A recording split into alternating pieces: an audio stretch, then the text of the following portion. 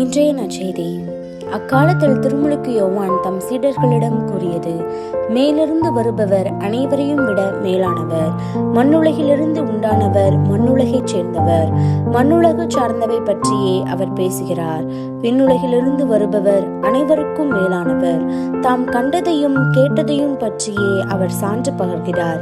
எனினும் அவர் தரும் சான்றை எவரும் ஏற்றுக்கொள்வதில்லை.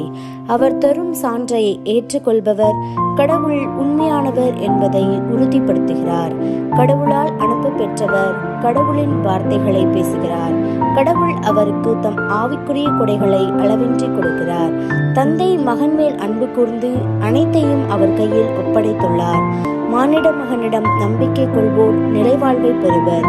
நம்பிக்கை கொள்ளாதோர் வாழ்வை காண மாட்டார். மாறாக கடவுளின் சினம் அவர்கள் மேல் வந்து சேரும்.